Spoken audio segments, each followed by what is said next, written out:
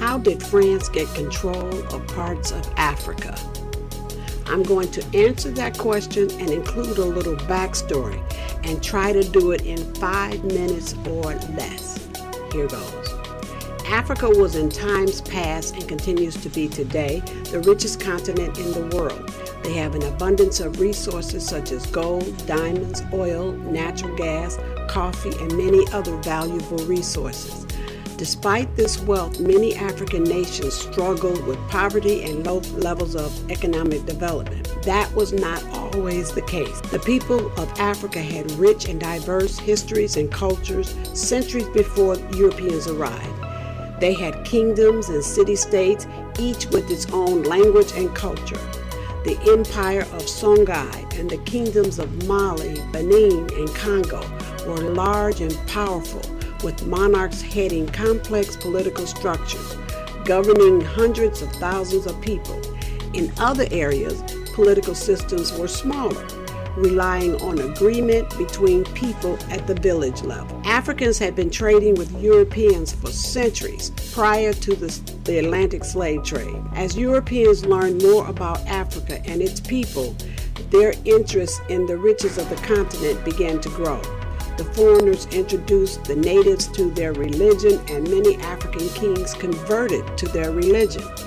By the early 1600s, Europeans were kidnapping Africans and transporting them to various countries as slaves. By the end of the Atlantic slave trade, over 12 million people had been stolen from Africa and sold into slavery, and the colonizers began their scramble for the riches of Africa. This scramble became so intense between European countries that in 1884, 14 European countries held a conference in Berlin, Germany. The purpose of the conference was to discuss this scramble for Africa and to come up with a way for these countries to fairly, in quotes, divide the continent among them. The 14 countries represented at the conference were Austria, Hungary, Belgium, Denmark, France, Germany, Great Britain, Italy, Netherlands, Ottoman Empire, Portugal, Russia, Spain, Sweden, Norway, and the United States.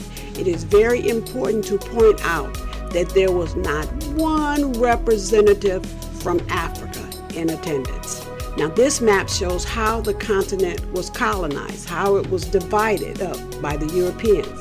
Or in modern English, this is a map of how Europeans stole an entire continent, with the exception of Ethiopia.